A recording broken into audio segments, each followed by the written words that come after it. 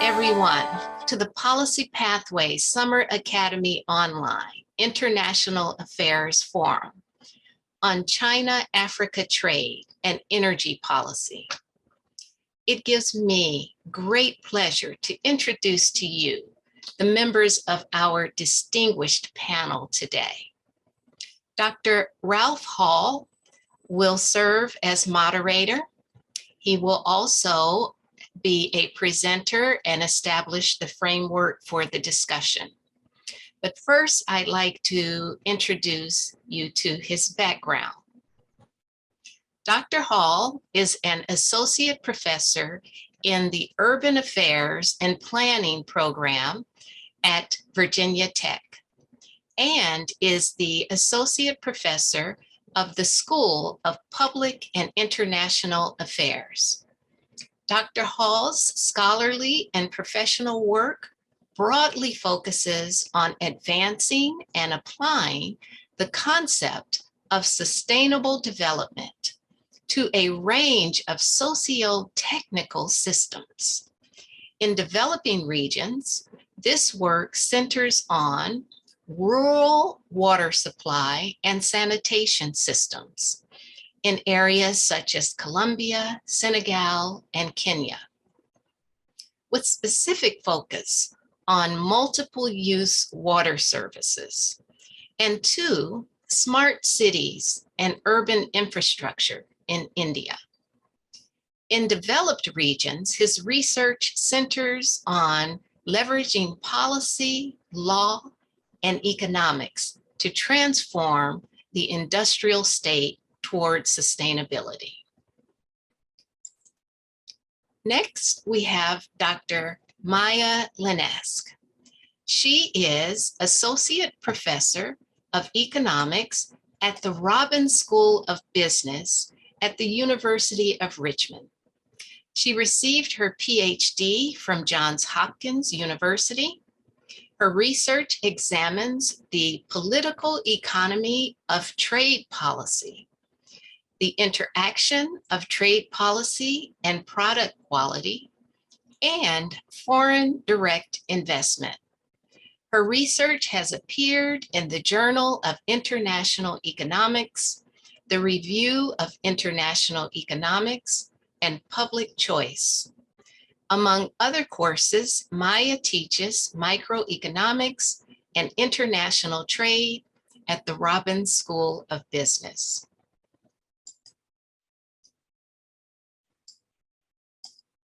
We also have with us Dr. Sombo Musata, who holds a PhD in Public Policy and Administration from Virginia Commonwealth University. She holds a Master's of Business Administration, specializing in strategy from Heriot-Watt University, a public research university based in Edinburgh, Scotland. She is a trained accountant and a fellow of the Association of Chartered Certified Accountants. Dr. Sombo is an incoming assistant professor at James Madison University. She has vast international development experience working as a country director in Zambia. Next, I'd like to introduce you to Dr. Nana Derkyi. Dr. Derkyi is Associate Professor of Chemical Engineering and Dean of the School of Engineering in the Department of Energy and Petroleum Engineering at the University of Energy and Natural Resources in Sunyani, Ghana. Dr. Derkyi is a chemist and a chemical engineer by education, and a renewable energy technology specialist by training and practice. He is a professional teacher, academic, and leader. He has held several leadership positions and has shown successful leadership by making the School of Engineering the most vibrant school at the University of Energy and Natural Resources. Prior to joining the University of Energy and Natural Resources, he was a research scientist at the Forestry Research Institute in Ghana, Council for Scientific and Industrial Research, and later promoted to senior research scientist. He has the ability to handle and respond to uncertain circumstances and initiate and implement strategic change. I will now turn the camera and microphone over to Dr. Ralph Hall. Thank you, Dr. Lucas. It's a real pleasure to be with the panelists today and with all the students who are part of this really exciting program. What I'm going to do here is share my screen, and hopefully this will work. Let me just check. Do you see my full screen? Do I get a thumbs up? Yes, we do. Perfect. Okay, thank you. So what I'm going to do is give a very broad sort of framing of how I view development based upon all of my experience over the past 20 or so years. And I'm going to frame it through the lens of a textbook that I co-authored with a colleague, Dr. Professor Ashford. He's based at MIT, and I've worked with him for probably the past 20 years. And we sort of frame development using these three dimensions: the environment, work, and economy. And I'll speak more about why we use these dimensions in a moment. But the really important thing to think about here is that development occurs where technology and globalization are these really important dimensions which can have critical impacts on sustainability. And we also need to think about, in that context, the role of work and earning capacity and the economy together and separately. And I'll explain why we separate work and the economy in the next sort of several minutes as I work through some interesting ideas. Our formulation in this way aligns with what we would say is a policy levers of change. If you think about law, if you think about programs, you tend to have environmental law, you have occupational health and safety law for workers, and you have economic policy and strategies for the economy. You also have institutions that align with these dimensions. So you have the EPA in the US for the environment, you've got departments of commerce for the economy, you've got Department of Labor and so forth. And these iterate up also at the international level with UNEP, WTO, and the International Labour Organization. So these are the policy levers of change. And we also think about development, globalization, and rapid technological change as dynamic forces which change the response time to policy, restrict policy options, and so forth. We define development and sustainable development in particular quite broadly, using all of these dimensions listed here. We really distinguish development from growth. They're not the same. We also tend to focus a lot of our work on employment. We've really been focusing on employment for a couple of decades now because of the challenges that occur when you don't focus on employment. And I'll show you some of the trends we're seeing in inequality, which I would argue are occurring because we have taken our eye off of the elements that need to be put in place to make sure we have adequate, fair distribution of goods and services, good working environment, good working conditions, meaningful employment, and employment that allows workers to have adequate purchasing power. And so I'll talk more about these elements in a moment. And these all connect with trade, with energy policy, right? And so this is why I thought this high-level framing would be useful. So what does this mean? So we look at the environment, we're really talking about the sort of the long run flows of environmental services that are provided at a level that provides a stable ecosystem and supports human health and welfare. We want an economy that satisfies and provides basic goods and services to those most in need. Sustainable development was formulated from the beginning to always be in service of those who are in most need, and particularly the poor around the world. So we need to remember that in any formulation of development that we take forward. And in terms of work, we want to make sure that people have a satisfying and engagement work and have a fair reward for the work they do. And I've also become interested in the idea more recently of ownership of the economy and how the work that capital can do for people as another dimension of income. And I'll again point to some data in a moment.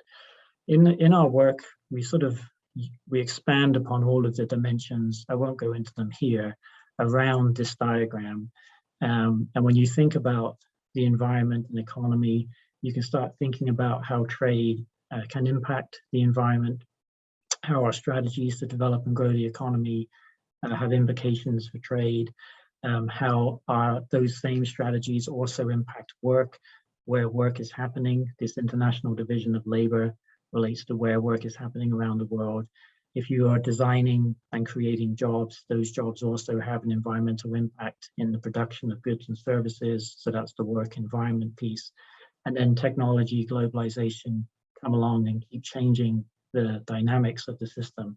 So it's a really, really complex world out there, but you can begin to get your arms around it when you focus on all the elements and try and build a mosaic of what you think is happening. We also wrote this book when there was no war happening in Ukraine. There was no major global energy food crisis, no pandemic. The nature of work was beginning to change, but the pandemic really has changed the nature of work alongside other things such as AI, automation, which were already in play at that time. We really do have now political dystopia happening around the world, and we have a rise of misinformation, disinformation accompanying that. So really the question, one question for everyone to think about is, do we have the tools in place today to address sustainable development and these other challenges? We have SDGs, Sustainable Development Goals, which I'm sure everyone is aware of. I would argue they're not sufficient to address the problems we have today. And so we need to think about what can we do in that case. Now, just historically and quickly, in 1989, this is what the distribution of GDP looked like in the world. We had about 20% of the population with about 82% of GDP sort of going to them or being connected with them. Today, when we look at similar data of wealth, we have about 12% of the world's population owning 84% of the world's wealth. So today the situation is getting worse, I would argue, based upon the data we're looking at. If you look at the pandemic, with the lockdown that was happening, labor lost about $3.7 trillion in terms of income at that time, but the wealth of billionaires increased by about 3.9 trillion. So you can see this major transfer maybe going on here. But this also shows you why separating the economy from work is important. This is a very clear example of how maybe having income from both capital ownership and from your labor is something to really think about. This mechanism was happening though before the pandemic. This was an article that was put out by Oxfam basically saying that in 2017, about 82% of the wealth created went to the top 1% of the population, with the rest of basically the poorest part of humanity getting nothing. So there's a mechanism in place here of wealth concentration that we need to be really careful to understand and think about what does this mean when we look at trade and other dimensions. If you look at wealth in the US, if you look at it as a percentage, it's more useful. The top 10% is about 2/3 of the wealth in the US. So just think about that sink in. Top 10%, 2/3 of the wealth. The next 40% have the next third, more or less. This means the bottom percent has the rest, which is basically nothing when you look at it in this percentage terms. So this is inequality here in the US.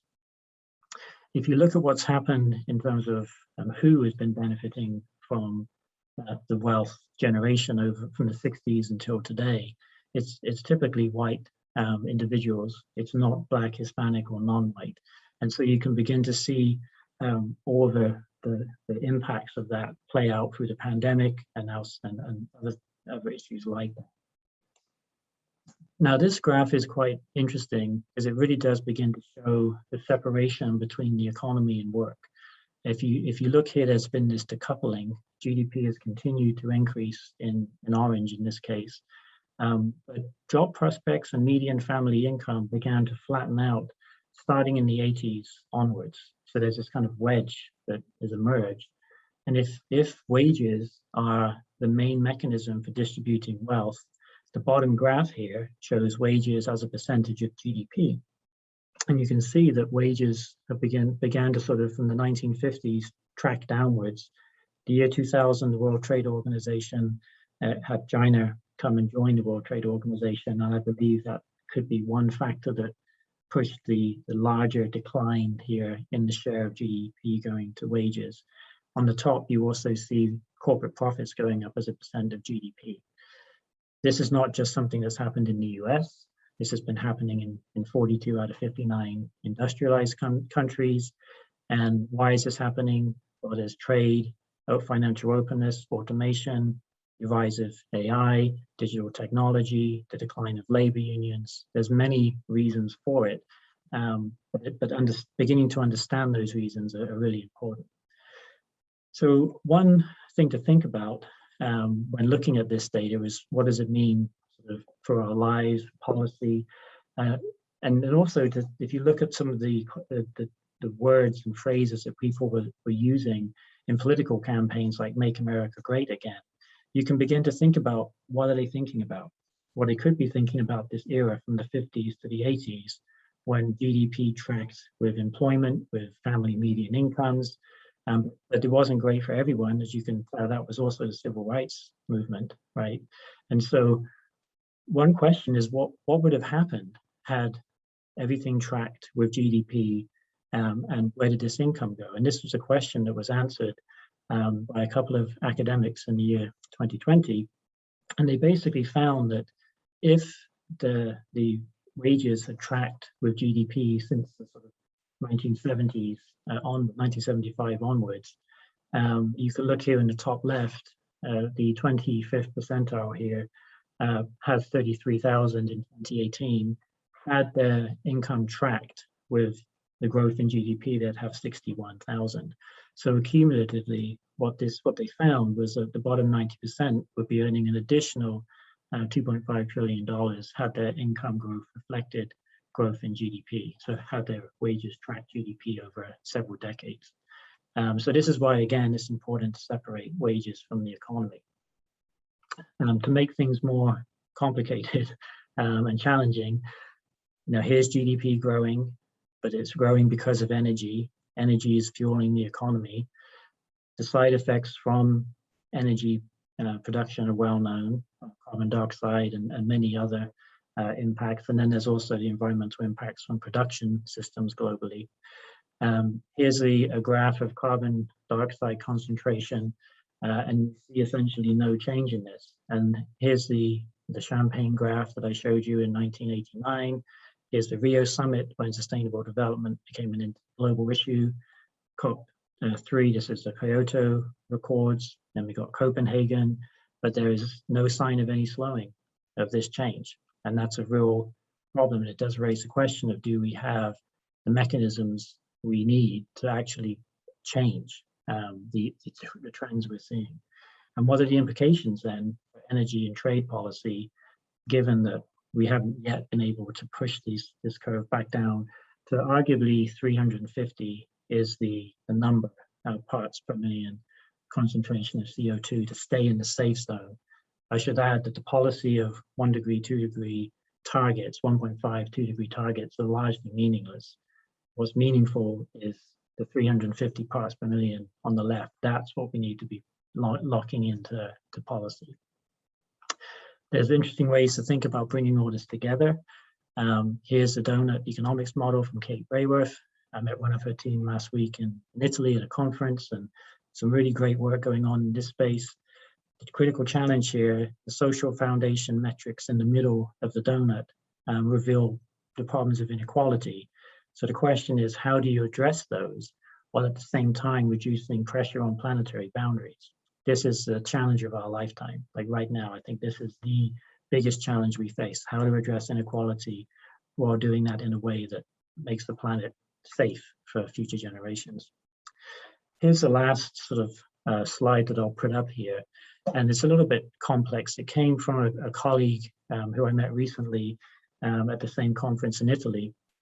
And essentially what it shows is the sort of anthroposphere on the top and ecosphere on the bottom. And if you focus your attention on the right-hand side, on the domestic side, this is sort of the economy that's operating around us in our local area, right? So there's local inputs coming in that we're modifying the environment through economic activity, but that also creates on the bottom right local environmental pressures. Now, what trade and technological change makes possible is the embodiment of energy and resources globally outside of your domestic space, and the creation of environmental problems elsewhere, which then sort of you can think about it as being embodied in trade that comes into your local economy. So what this really means is that, you know, Europe and the US may be tracking in a good direction in terms of some environmental metrics, but when you actually take into account the impact, the energy and the environmental impact that's embodied in the goods imported into the US and Europe, it's a very different picture. And that's what these colleagues, Mario Giampietro and Anzo Renner, are really looking very, very hard at. And there's an interesting paper I can share with you if you're interested. So that's my framing presentation. I will stop the slide share here. And I believe at this point, Dr. Linask is maybe presenting next. What I would encourage people to do is put their questions into the chat, and we can look at those as we get to the Q&A session shortly. So I'll stop there and invite my colleague to begin.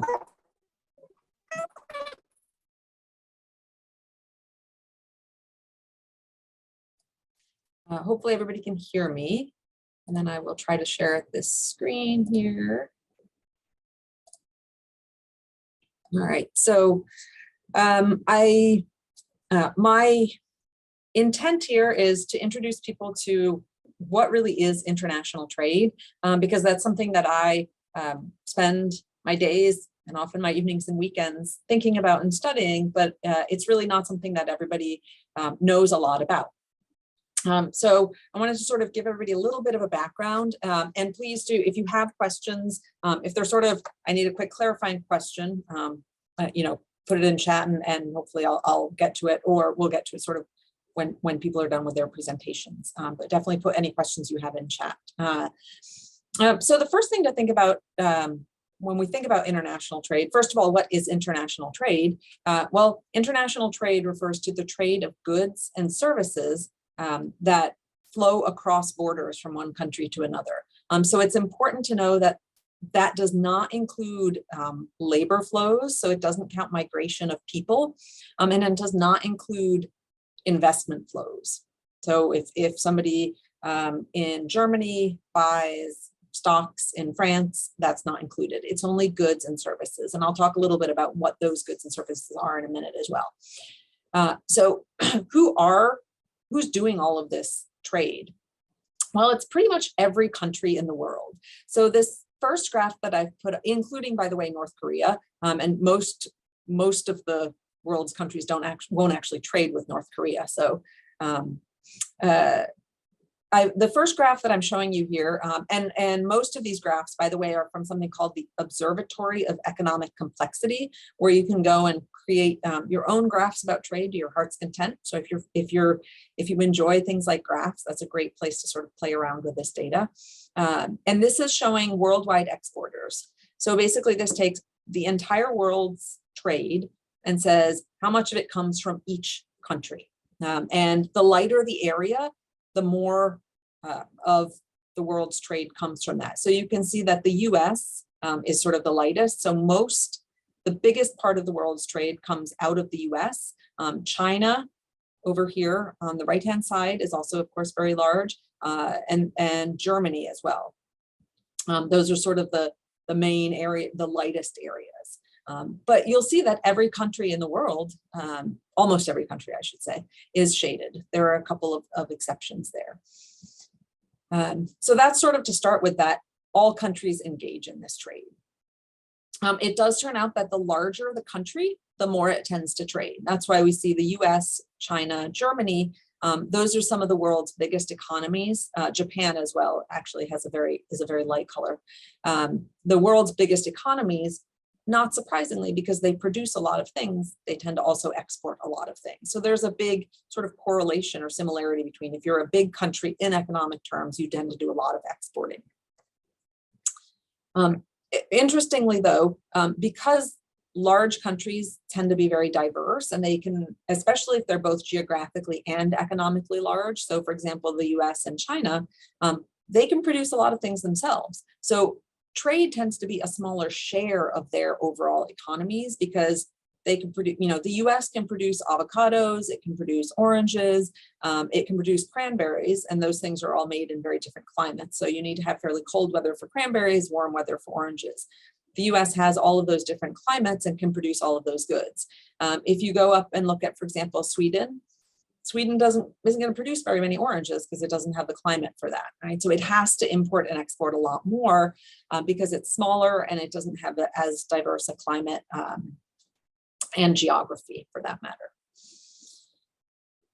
All right, so everyone trades. Bigger countries are bigger importers and bigger exporters. But trade is usually a smaller share of their economic activity. And that's again, because their domestic economy is so diverse, and also they have a diverse geography and climate. Countries also tend to trade a lot with their neighbors. So this next graph, it's very, very similar. It's showing you the world. And this is actually showing which countries the US imports the most from. And you'll notice here's the US sort of on the middle left in gray, and its biggest trade partner, second and third biggest, I should say, are Canada and Mexico, right? Those are two of the biggest sources of imports. The biggest source of imports for the US is China, as I'm sure many or all of you are aware, if you've heard anything in the past 10 years about trade with China. The US imports a lot from China. China is just a very, very large economy. But countries do tend to trade a lot with their neighbors. So if you looked at this type of map for any other country in the world, you would generally see, oh, they have a lot of trade with their neighbors. And the simple reason for that is it's just cheaper, right? So if you've ever had to move to another house, you know that can be expensive. The further you move, the more expensive it is, right? Or if you've ever sent a gift to a friend or a relative in another state or in another country, you know that it gets very expensive the further away that country is.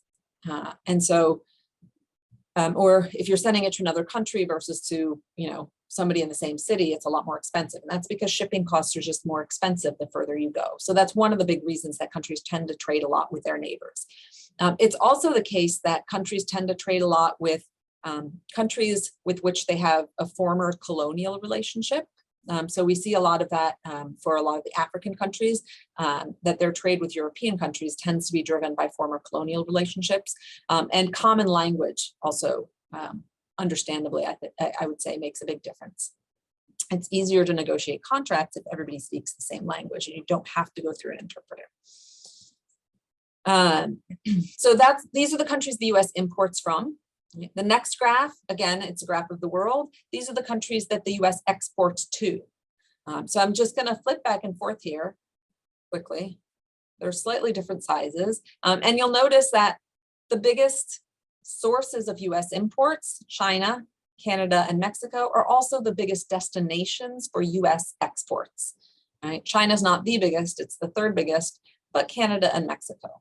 Right? So this is just showing that the countries, trade partners are the same on both the importing and the exporting side. And I should clarify, just to make sure that everybody is familiar with that language.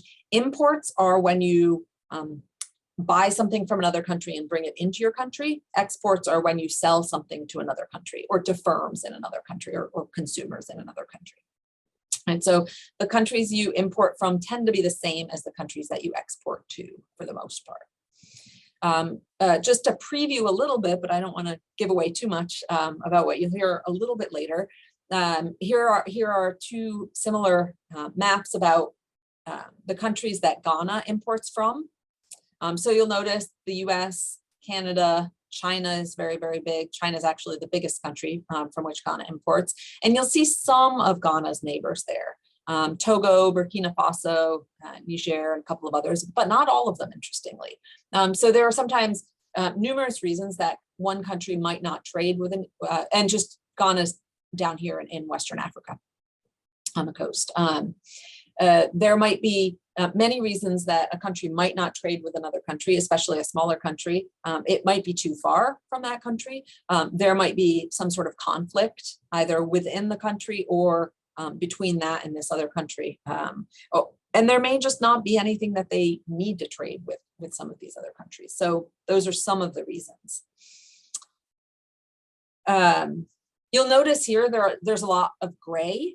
Right? So Ghana doesn't trade with every other country in the world the way the US does. And that's, again, it's just a smaller economy. So it's harder for firms in Ghana to form these relationships with with firms in many, many other countries. And so this is common. This would be true for any small country. All right, so there's the countries Ghana imports from, and very similar picture for the countries Ghana exports to. Again, China is sort of the biggest buyer of exports from Ghana. So what goods are traded? We have some idea of who is doing the trading and who countries tend to trade with. What gets traded? Well, pretty much everything. So this is another little picture here, which shows at a very high level what goods are being traded around the world. So this is, again, the entire world's trade. And you'll see that a very big portion of it, about 28% in total, is, I'd say, machinery of various kinds. Electrical machinery and the sound recorders, televisions, this would include iPhones, other things, chemicals and pharmaceuticals, that's over here in pink. Vehicles, there's a lot of trade in vehicles. Iron, steel, and other metals, that's sort of the light brown in the bottom center. Fuels, right? So oil, for example, is included in there. Plastics, and then you get a lot of other types of goods. I'm not going to go through them all, certainly. One important thing to note is that agricultural goods, so food and food, lumber, things like that, are a very small portion of international trade. Most of it comes in either raw materials or more often manufactured goods. So what's traded? Almost everything. And in terms of goods, which is what the previous picture just talked about, they might be final goods. So the things you and I buy at the store, that could be a car, it could be shampoo. The favorite example of mine is that the floss I used to use, they no longer make it, but it used to be actually made in Ireland of all places. And that always surprised me that the floss I made was imported from Ireland. But it can also be intermediate goods. And intermediate goods are, if you think about a car, anything that goes into making a car. So glass, steering wheels, whether it's pleather or fabric for the seats. Tires are very often imported. So anything that goes into making something else is considered an intermediate good. And then a third thing that's traded is services. So services you can't really touch, right? Services might be financial services, so banking, insurance, things like that. But services also includes travel. It includes education. So when you study abroad, if you study abroad, which is a great thing to do, if you had that opportunity, that's considered a trade in service. It's also important to know goods, pretty much every good can be traded. And if you think I'm exaggerating, I'm not. We actually have, there's trade in trash, right? Not just recycling, but actual trash. So Sweden tends to use trash to generate a lot of its electricity. It burns trash. And for a while it was importing it because it just wasn't creating enough trash to create all the electricity it needed. There's definitely trade in recycled goods.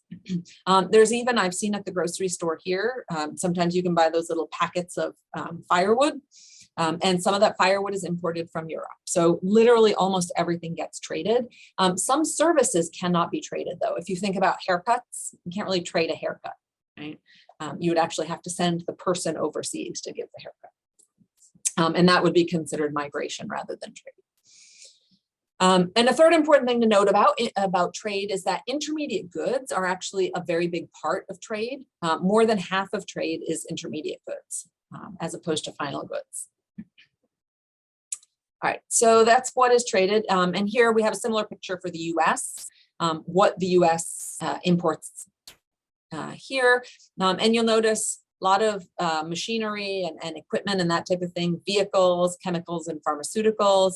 And just for comparison, if you look at the US, those are the same types of things the US tends to export: machinery, pharmaceuticals, chemicals, vehicles. Right? And I'll talk a little bit about why that is the case in just a minute.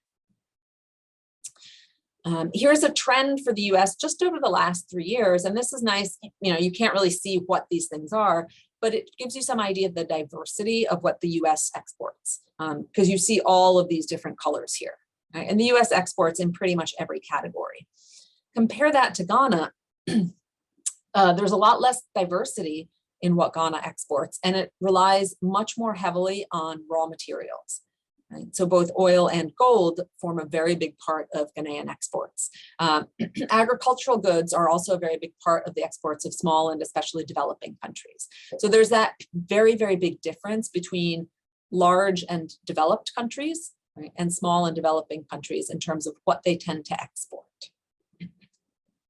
So how important is international trade? How economically important, I should say. It's also politically important, but here I'm focusing economically. There have been lots of previous periods in history where trade has been important. This goes back hundreds of years. You may have heard of the Silk Road, the Hanseatic League, which was sort of a conglomeration of cities in Europe. There was a lot of trade just before World War I for a variety of reasons, and after World War II. But the current period we're living in is actually on a different scale. If you look at international trade, and I'll show you a graph, and just you can tell, I think a picture is worth many, many words, because I tend to rely a lot on graphs. So I'll show you that here. This starts in this graph, by the way, is from the Peterson Institute for International Economics, starting in 1500. And this is showing trade as a percentage of worldwide GDP. So of the whole world's economic activity, how much of that is trade? And in the 1500s, it was pretty low, and it grew, right? Even in those earlier centuries. But now in the 2000s, we're well above 50% with this one significant dip here. Well above 50% of economic activity being international trade. So it's become very, very important. Why has trade increased so much recently? Well, there are three main reasons. One is simply the physical ability to ship things. Containers and these massive, massive ships that carry containers. And about 10 years ago, they actually developed an even bigger container ship. They've had to deepen ports. So Virginia's port is one of the only ones that can actually accommodate these ships. They've had to deepen some other ports that couldn't accommodate them. But these containers, the large ships, things like canals that allow these large ships to pass through from, say, the Panama Canal, I'm sure you've all heard of, from one side of the Americas to the other side of the Americas, and logistics that allow these things to be very, very well organized. So you put things in a large container, and a container is just, the thing on the back of a tractor trailer, that's a container, right? So in a factory, that container gets filled, put on either a truck or a train, it gets shipped to a port. The entire container is lifted up with a crane and placed on a ship, and then it goes overseas to wherever it's going. And just logistics have gotten so much better that all of that can be done much more cheaply. So basically the costs have fallen. A second reason is technology. Right? I mentioned intermediate goods have become very important. So it's much easier to communicate with factories in other countries and have them make steering wheels for your Ford Taurus, for example. And then a third reason is that tariffs, which are taxes on imports, are much lower.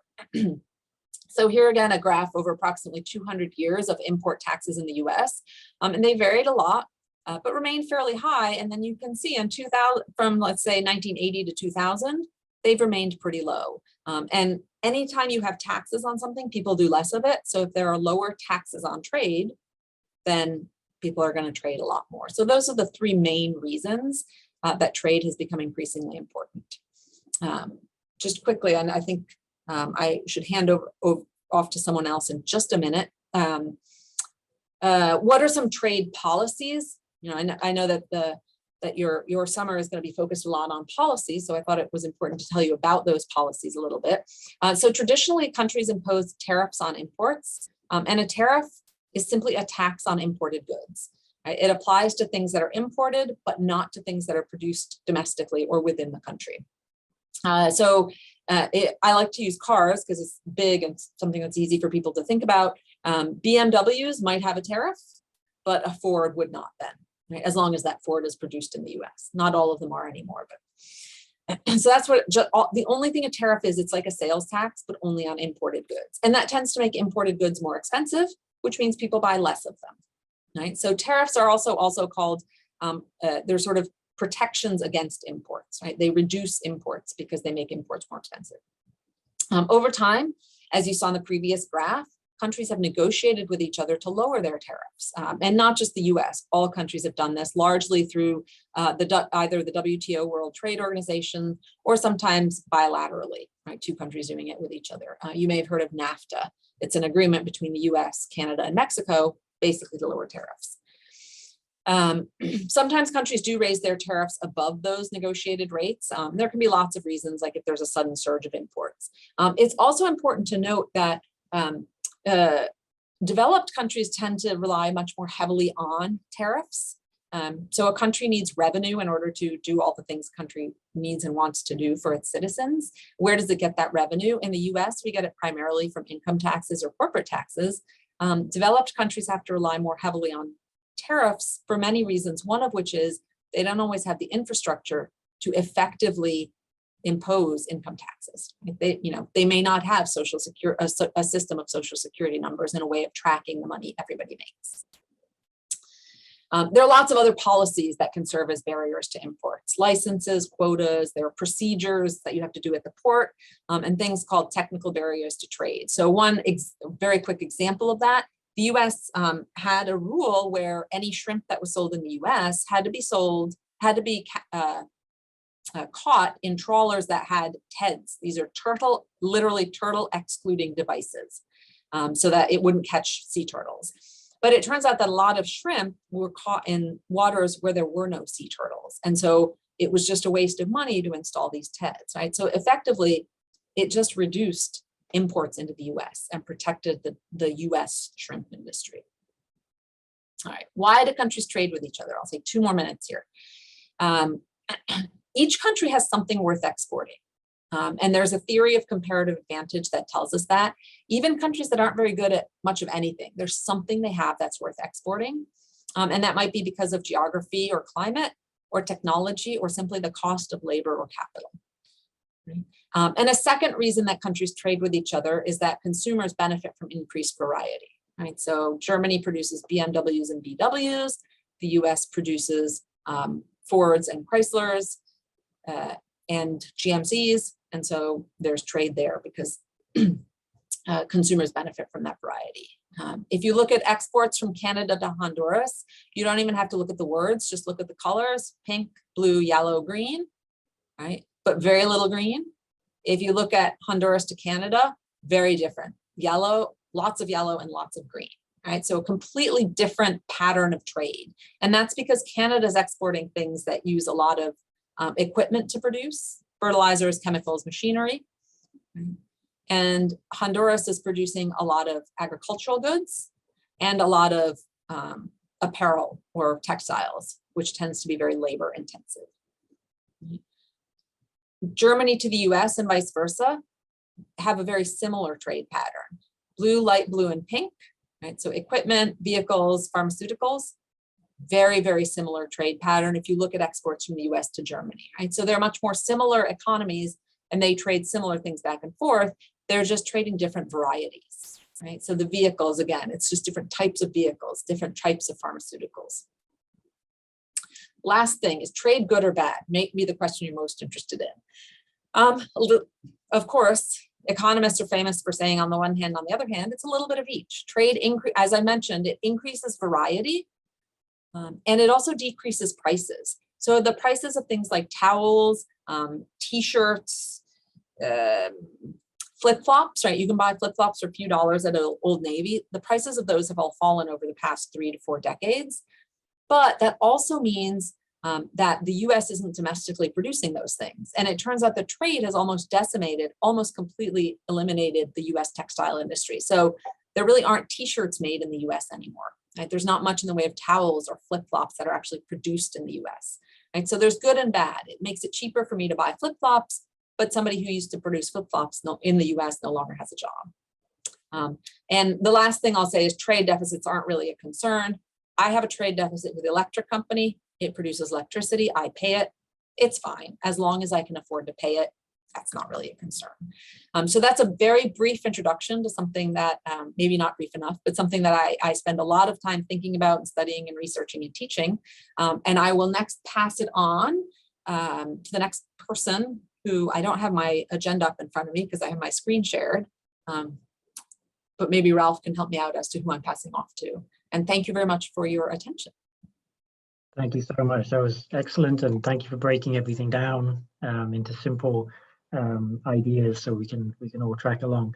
If you're a student, please do put questions in the chat. We will rely on your excellent questions coming in. Clarifying questions are perfectly good ones as well. So I believe our next panelist is Dr. Musata. So if you'd like to share your screen and turn your mic on, we'd love to hear from you. Thank you so much. I'm so happy and excited to be here and to have this conversation with the distinguished panelists and the students. So just give me a second as I share my slides here.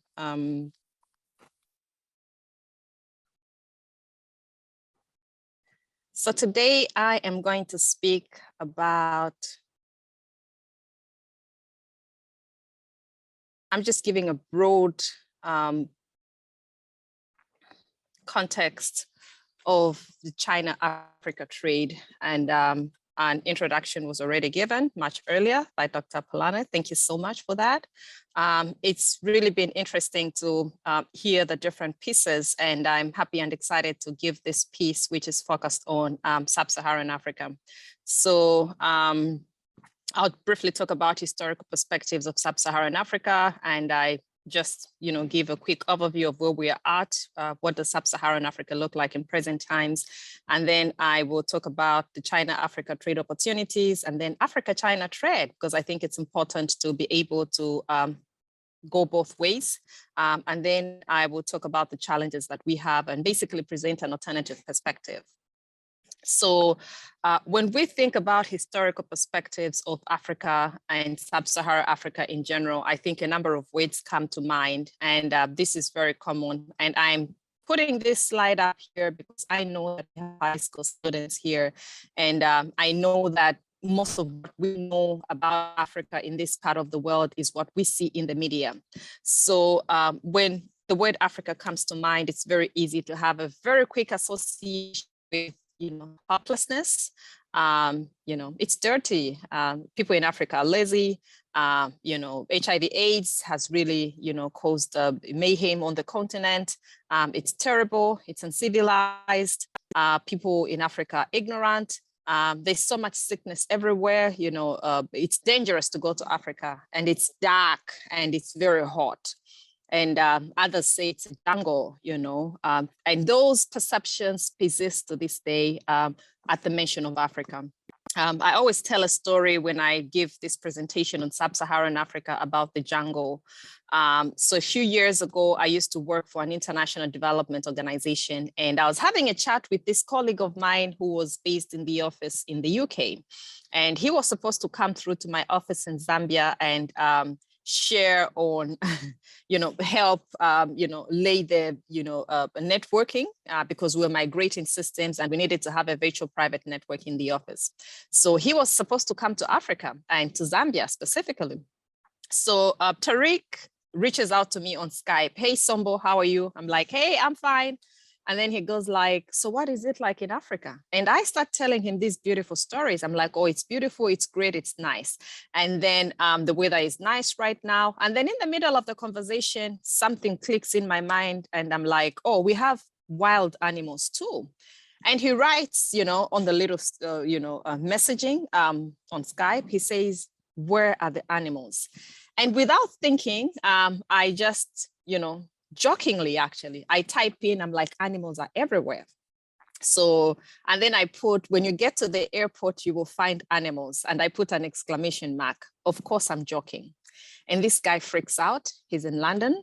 And the day ends for me because I'm 2 hours, ahead of the time in London. Following morning, I report to work and the executive director's assistant comes to me and says, hey, Sombo, the director wants to see you. So I go in the office to have this conversation with the director and she says, Sombo, what did you tell Tariq yesterday?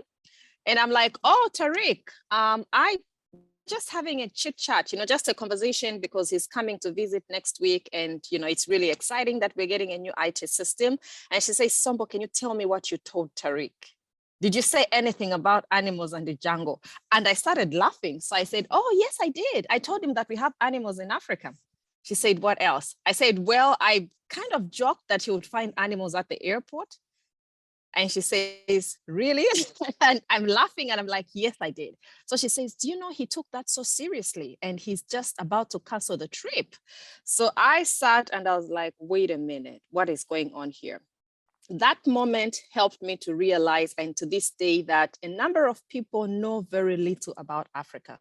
So whenever I'm given an opportunity to talk about Sub-Saharan Africa in whichever context, I always try to give a historical perspective to try and debunk what has been presented in the media so that as individuals are engaging with me or engaging with knowledge on Africa and trade and anything else, they understand where we are coming from. So these are the general words that we always get to have. But when these words are used to describe Africa, there is all the time, an aspect of not emphasizing what the reality is and how things have progressed. How did we get to that point where these words get constantly used about the continent? So first, I try to think of the entire Sub-Saharan African region as having going through different phases of development. And the first phase that I always try to look at is the pre-slavery time before 1500s. Then we need to think about the slavery period between 1500 and 1900. We move on to colonization. Almost the entire continent of Africa was colonized between 1881. So the Berlin Conference, 1884 and 1885, but the whole process sort of started 1881 when discoveries and people were coming through, Europeans were coming to take land in Africa. And then that period lasted until 1914. So we get into the independence phase. So between 1914 onwards, there's all these conversations going on. There's influence between, Africans who are in the Americas, and then also just the people within the continent, freedom fighters, and trying to liberation of the continent. So we see independence taking place in most countries in Africa between 1957 and 1980. And then we are living in the post-independence era. So if you want to think about Africa, whether you want to think about trade and do a comparative perspective of trade, public administration, technology, or anything else on Africa, it's very, very important to have this timeline in mind. Whilst most of the countries are developed and they have been in existence for a long time, the continent of Africa is barely 70 years old. But we live post-independence phase, and we've had to struggle with a lot of challenges. So when we think about Africa also, when I talk about Africa, I always try to put this map up and give, just this little description because I think it's important. When I spoke to university students a few years ago, I asked how many countries in Africa, and you'd be amazed at the responses that I have gotten in the past. So sometimes a person lifts their hand up and they say one country, and then this other kid had traveled to Tanzania. So she was like, well, I think there are many countries because we got into Ethiopia on the plane from the US, and then we went into Kenya and into Tanzania. So maybe 3 countries. And then you see the other corner of the class, another student lifts their hand up and they say 5 countries. So I always try to put this map up when I'm speaking to high scholars, middle scholars, and I have taught elementary school students as well, having conversations with them. I always put this map up because I think it's important for us to know what are we talking about here. So Sub-Saharan Africa is basically a very big region, and the continent of Africa itself has 5 major regions. So we have the North Africa region, which is colored purple here. And when you're talking in World Bank terms and international development terms, this part of Africa is rarely referred to as part of Africa. So it's part of the Middle East, you know, and North Africa region. So the Africa that I'm talking about, it's the part starting from the blue, which is the West Africa region. Then we have the Central Africa region here, and then we have the East Africa bloc, and then we have the Southern African bloc and the islands. So the African Union puts the African diaspora as a region of the continent. So instead of having 5 major regions, you can say we have 6 regions in Africa, because about 170 million plus people of African descent live in different parts of the world. And we know South America is the place with the largest number, Brazil to be specific. So in school and on all the maps that we see about Africa, we see this little squished place, and we have the Americas on this side, we have Europe up there. And when we look at that map that is presented in school, or even if you're using your phone right now, just Google the map of Africa, you see how small Africa looks like. But we now know, based off GPS and global positioning systems, GIS systems, that Africa is bigger than what has been portrayed over the years. So I also grew up knowing that Africa is very small, but this visual perspective gives a clearer understanding of what Africa really is and what it really looks like. So the Visual Capitalist, you can Google that up. This is a map that they came up in 2020, mapping the size of Africa and putting in the different countries of the world so that we get to understand and see just how big the continent of Africa is. So you can see that a number of countries can be placed within Africa. We see the United States there, we see China, we see India, and we see Eastern Europe, all sort of getting to fit within the continent of Africa. So Africa is big. Africa is not a country. Africa is not monolithic. It's 54 distinct countries, 5 major regions, 6 if you include the African diaspora, and it's a place that can encompass many different countries because it's got a very large land area. So so we know that the continent of Africa makes up or consists of about 30.2 million square kilometers of land, really taking up 20.4% of the entire Earth's total land area. That's very big. And then we also know that we have lots of rainforests in Africa. We have rivers, we have mountains, we have minerals, natural gas, and wildlife. I always joke, I always say that, traveling really helps you a lot. If you travel, you get to learn a lot. If you travel to other parts of the world, you get to learn what other people look like, what they do, what they eat. But then you also learn and compare what you know. So all the time when I talk about we have, rainforests, we have rivers, I always say if the only falls that you have seen is the Niagara Falls, you may think that that's the big thing. But when you come to Africa and you come to Zambia, you'll be shocked that, wait a minute, what is this? So the Victoria Falls, which is in Africa, is very wide. If you have to compare some of the falls that we see around the world, it would seem like you're opening a tap in a kitchen. But we learn new things every single time when we travel, and conversations like this also help us to learn different perspectives about other parts of the world and sort of challenge the way we have acquired the knowledge that we have. So in terms of the population, there are about 1.3 billion people in Africa, and more than 60% are under 25. So Africa is a very young population. The governance structure is largely democratic. There are cases of isolated instability, though if you read the news, it will seem as if the entire continent is burning and there's a war. I've had people approach me and just tell me how sorry they feel that there's a war in Africa. And I'm like, which war are you talking about? But that's the reality that we have. And then, so Africa has a huge challenge in terms of infrastructure. There are opportunities for growth within the infrastructure sector, and we need more power plants, transportation, communication networks, all those aspects of Sub-Saharan Africa that are really underdeveloped. And then when you think about business enablement, the African Continental Free Trade Area, which was recently instituted, provides an opportunity for the continent of Africa to trade amongst itself. I think Maya gave a presentation of who trades with who. We know from the data that is available that countries within Africa trade very little amongst themselves. I think it's been estimated that less than 10% of trade takes place within the continent amongst the different countries. So, and that's hopefully is going to get changed with the African Continental Free Trade Area, which is, headquartered in Ghana. So corruption remains a very big challenge in Africa. If you look at the Transparency International Corruption Perception Index, you're going to see that most of the countries in Africa are in red. We can have a conversation about that another day, and we can chat about that in the conversation on question and answer.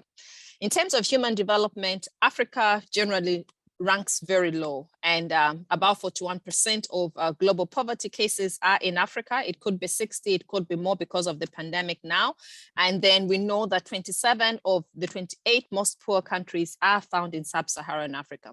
So why is this important? This laying the ground, understanding what, we are talking about is really, really important as we segue into understanding, so what does this look like? What does this mean,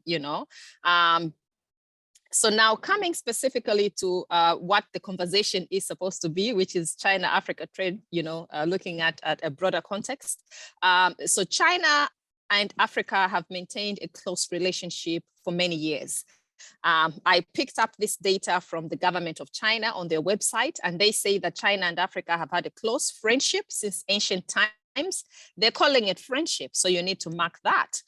So China and Africa began direct contacts by sea, and the trading has taken place as far back as the 7th century. And between 1950 and 1960, a number of countries got independence, like I shared a little earlier when I was giving the timeline of where we are at. And China has been developing relationships with each of those countries. And then, so we also know something that is very profound. I'm from Zambia, and I grew up, knowing about the Tanzania-Zambia Railway. This is a large railway infrastructure built between Tanzania and Zambia. And Tanzania to, move goods, we mine copper, we have lots of minerals in Zambia, so we bring them to Tanzania, and Tanzania is the one that's close to the sea, the ocean. So this huge gesture of the Chinese government, happened many years ago, and they'd had their own financial challenges, but despite having their own problems, they were able to build the Tanzania-Zambia Railway. And that to this day is a mark of the great friendship and relationship that exists between China and the continent of Africa, and specifically the people in Sub-Saharan Africa region. So when we think about China and Africa trade benefits and opportunities, it is very, very important to understand what is this. So China's investment is in strategic assets. When China invests in Africa, they invest in strategic assets. And these investments are really, driven by the government. The government of China has a hand in almost everything that the country does outside China. And in Africa, this investment is specifically in technology, which is the same also in other parts of the world, in management know-how, research and development, distribution channels, as well as capital assets. So in Africa, they've done a lot of construction projects, major, huge construction projects, stadiums, roads and bridges, and the railway, like I said earlier on. So all this investment that China has put up in Africa really aims to build global competitiveness, because China wants to be number one, you know, and it also aims at increasing China's sphere of influence. The goal is to be number one. And in terms of the specific, items of trade that are there between China and Africa and China, it is largely mining. So Africa, like I said earlier on, we have got large reserves of minerals. China gets raw materials from Africa, and it's largely minerals. And then there is manufacturing as well. So Africa imports a lot from China, and they have a very well-established manufacturing industry, which is the same even here in the US. You pick a cup, you pick toothpaste or anything, it's most likely manufactured, made in China. And then agricultural products coming from Africa into China. And then crude oil, these are the raw materials coming from Africa into China. We have Nigeria, which produces a lot of oil, and Angola and Mozambique too. Those countries produce crude oil and they export it to China. And then electronics come in from China, and textiles come in from China into Africa. So we produce the raw materials for the most part, and the raw materials get processed and they come back to Africa. We can have a little conversation about that later on, how that advantages or disadvantages Africa. But we have seen over the years that China's trade with Africa has been increasing. We see in the early 2000s that the level of trade was really low, but as time went on, with a peak in 2007, 2008, when there was really a global financial crisis here in the US, China's trade with Africa skyrocketed. And as time has gone on, we've seen fluctuations, in terms of the flow of foreign direct investments into the continent. And just before the pandemic, we'd seen 2019 a dip in terms of FDI, foreign direct investment, and that shot up in 2020. But with the global pandemic coming on, there's been a dip in terms of the flow of trade and investment from China onto the continent of Africa. So I'm very mindful that I'm speaking to US students here. So it's very important to put this up and understand, how does this compare to the US? So China's trade with Africa was really low in the early 2000s. And then the US was pretty high. And between 2009, 2010, we see, US trade up here, but 2012 was the defining moment when China surpassed American investments on the continent of Africa. So we see the US trade with China dipping down, the US trade with Africa dipping down, but China's trade with Africa having an uptick and going up and slowly coming down in 2019 when commodity prices came down and China started really experiencing problems. We started seeing gaps in the Jinping regime.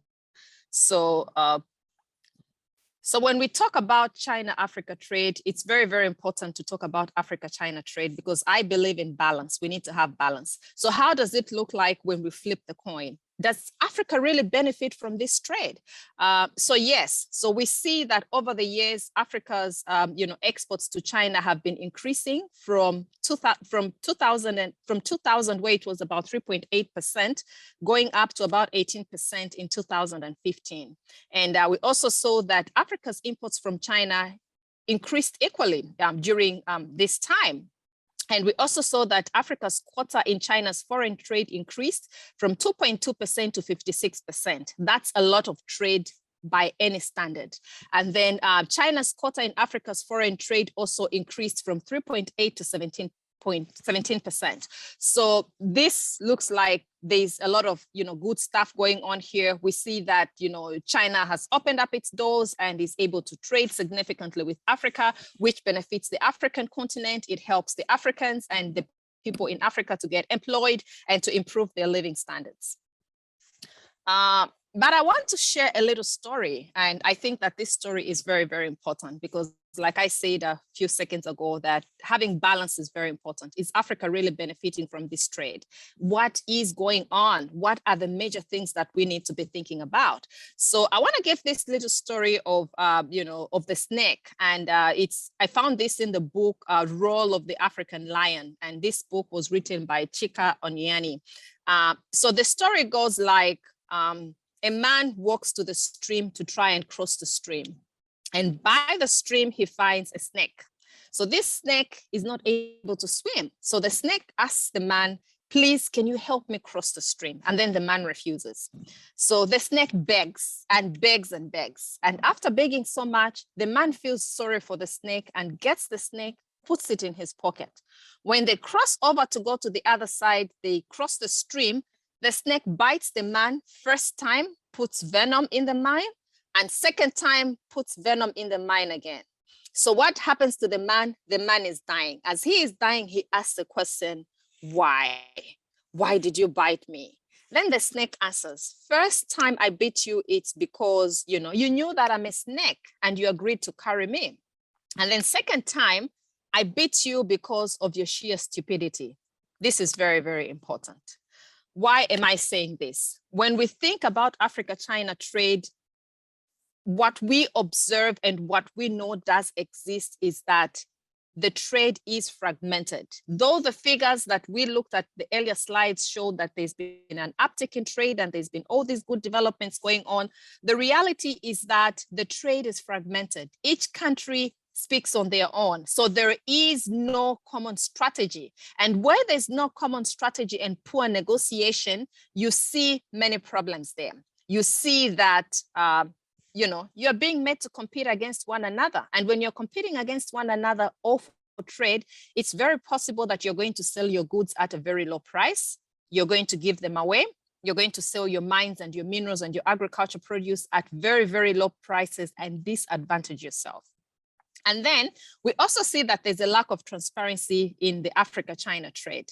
Vice versa, it is also true. It's just in the recent past that we've been having all this data generated about China's trade in Africa and being publicly available. For a long time, even now, it is hard to get certain kind of information that exists about these trade deals. Just think of public debt. My country, Zambia, right now is negotiating, for a public debt deal.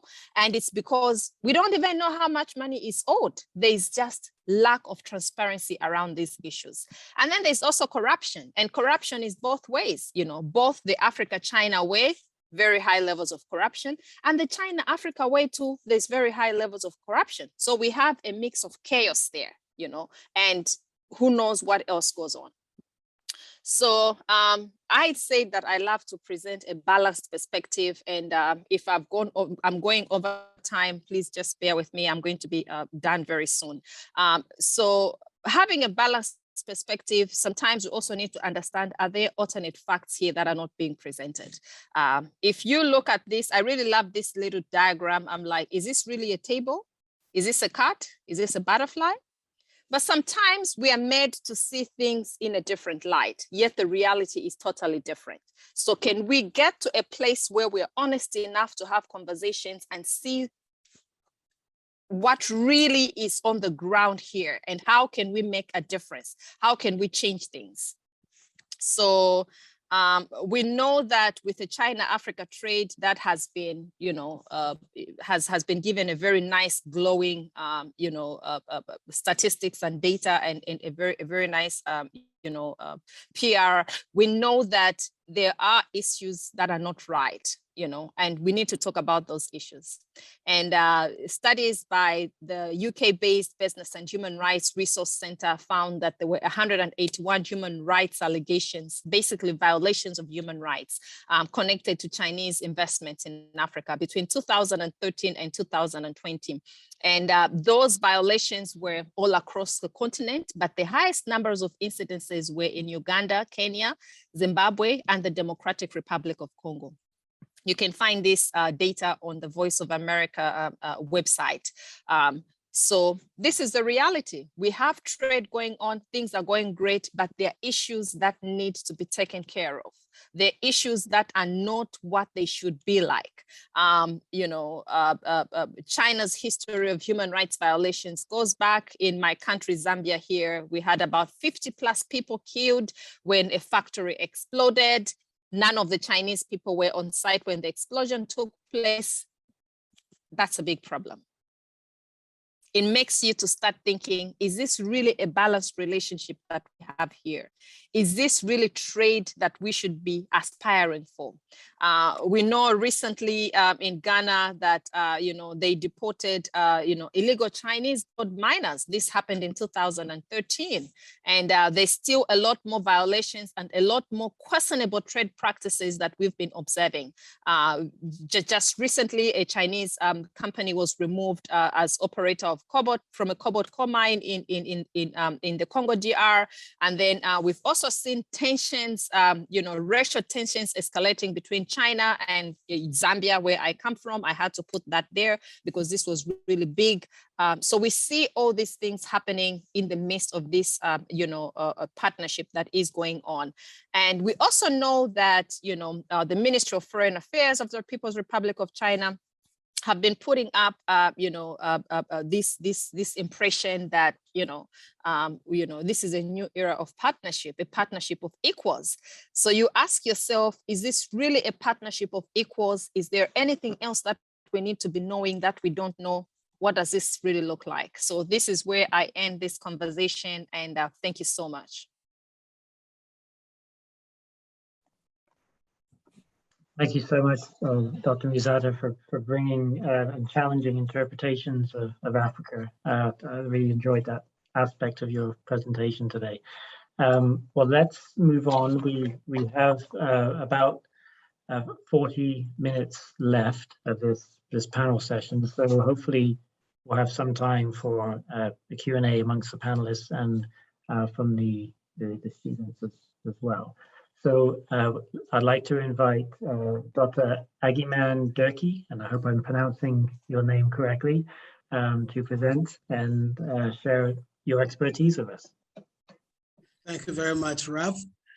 And thank you, Maya and Sombo, for your presentations as well. I would share my screen. And then we start.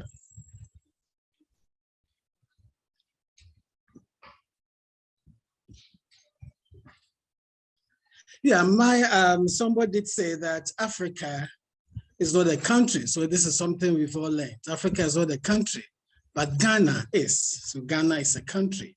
And then when you come to Ghana, these are some of the news flashes you would, encounter. Okay, so for instance, we have community miners invade mining concessions. Galamsey is killing our water bodies.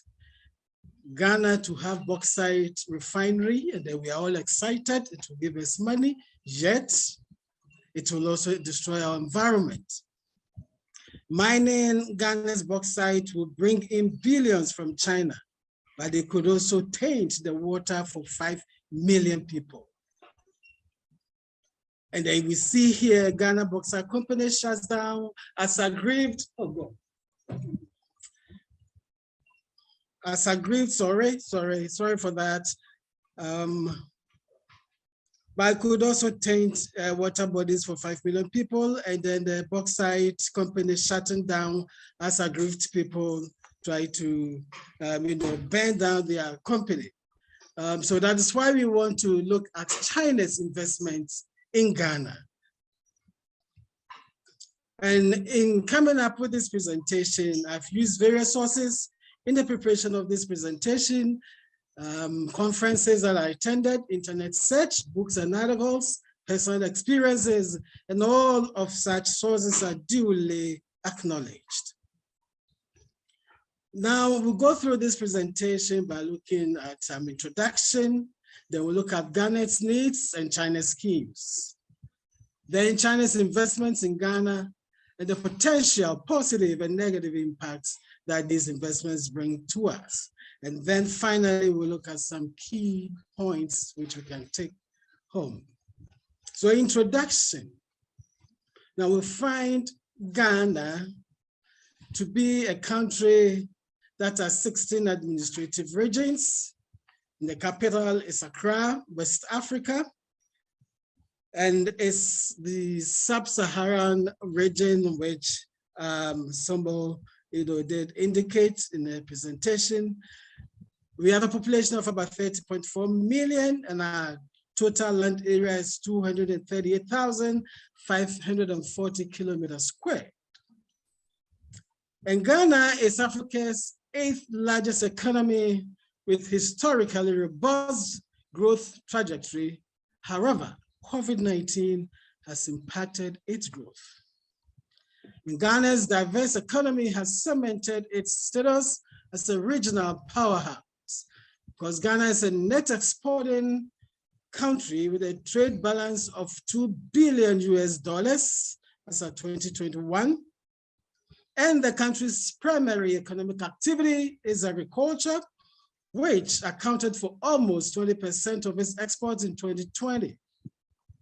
And Ghana is investor friendly, and its legal and regulatory environment has sustained its status as strategic entry point to the West African market.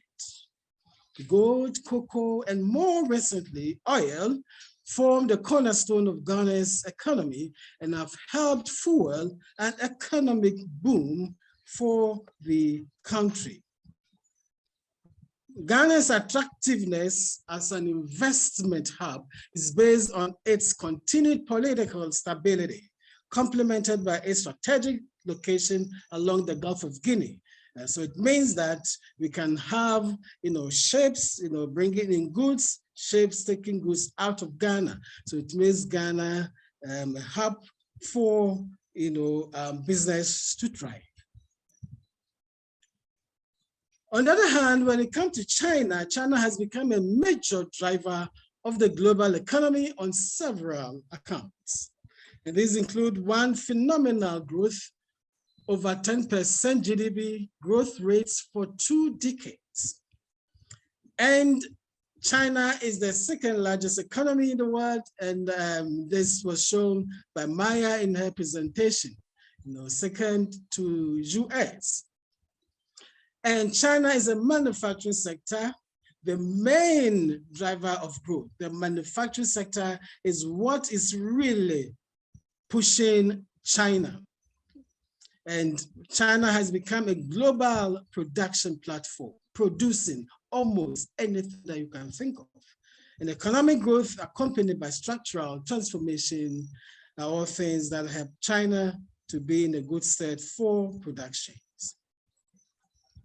Now, the recent surge in trade between China and Africa is due to changes in China's policy. Since the late 1980s, Chinese government encouraged and supported domestic entrepreneurs to trade and do business abroad. The Exim Bank of China provided concessional loans to support the development of China's foreign trade. In the late 90s, the Chinese government launched going out strategy in order to accelerate overseas expansion of Chinese companies to where they encourage their citizens to move out of China and go to other countries to work. Now, since the beginning of the 21st century, China has successfully combined investments, trade, and foreign aid. Besides, it has been developing and strengthening its cooperation with other countries during high-level visits to such countries. This is what I term Ghana's needs, China's schemes. So let's have a look at how these two can come together for mutual satisfaction. Now here we'll look at Ghana's infrastructure financing for sustainable development goals, as Ralph did indicate in his presentation. All about our development, we are looking at sustainability. Now, infrastructure delivery remains key for the attainment of Ghana's development priorities, with annual infrastructure financing growing 208% over the last 10 years. And since 2007, Ghana has invested about 23 billion in infrastructure development. And Ghana's infrastructure plan sets the benchmark for the attainment of the post-2015 development agenda and sustainable development goals, the SDGs. So on the right, we see the Ghana Infrastructure Plan, GIP, from 2018 to 2047. So this is a plan that Ghana wants to follow to develop its infrastructure. And this GIP aims to build world-class, resilient infrastructure assets to support Ghana's continued growth and to improve the quality of life of all Ghanaians by 2047. Now, foreign direct investments towards infrastructure development needs to be increased to close the infrastructure gap and ensure development targets are met.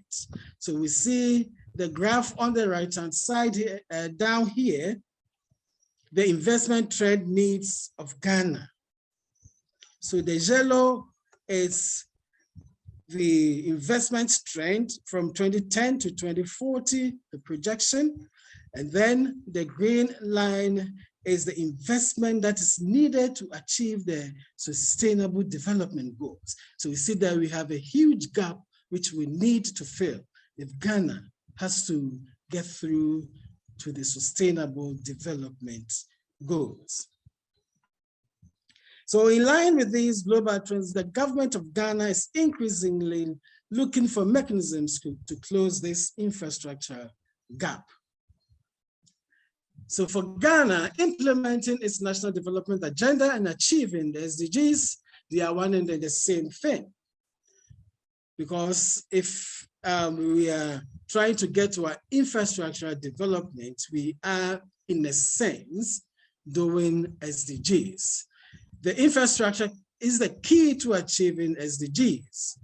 And the infrastructure systems influence 92% of the 169 SDG targets across all of the 17 goals. And Ghana has integrated the SDGs into its development agenda as reflected in the country's coordinated program of economic and social development policies and its long-term national development plan. Ghana's focus on transportation, energy, water, sanitation, and agriculture demonstrates the broad range of socioeconomic impacts infrastructure development, which creates towards achieving sustainable development goals.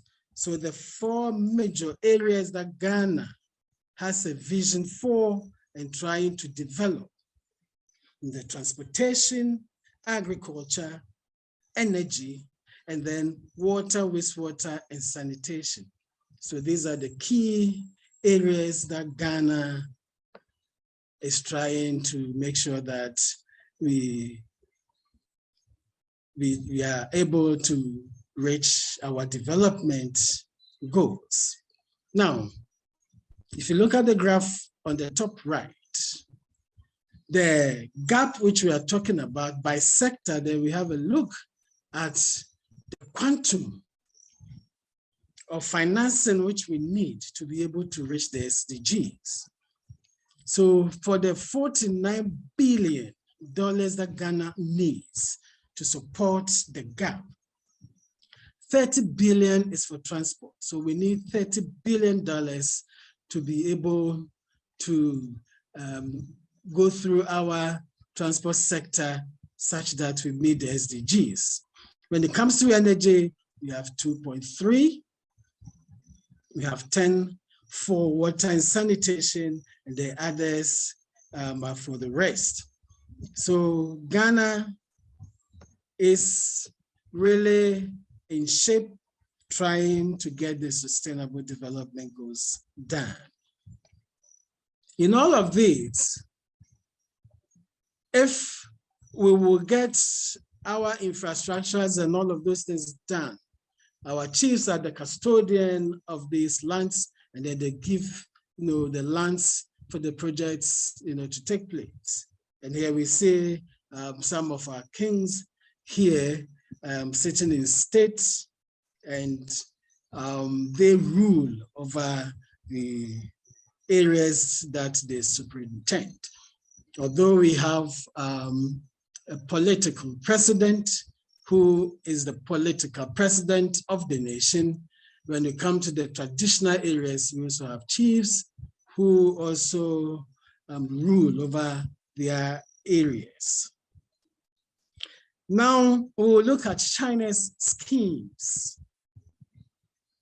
Now China takes the cooperation and unity with countries which are developing as the foundation of its international policy and attaches great priority to overall cooperative and friendly relations with them. China has a special initiative to achieve this, and that is the BRI, the Belt and Road Initiative. Now, this Belt and Road Initiative was announced by the Chinese President Xi Jinping in 2013, and it is also called One Belt, One Road. This is a massive trade infrastructure and lending project which aims to link China physically and financially to dozens of economies across Asia, Europe, Africa, and Oceania. The Chinese government aims to develop connectivity and economic cooperation over land, and that is what is termed the belt, and then on the sea, and that is called the road, between China and the rest of Eurasia and Africa. Yeah, so what we see on the right, the figure there shows this BRI, the Belt Road.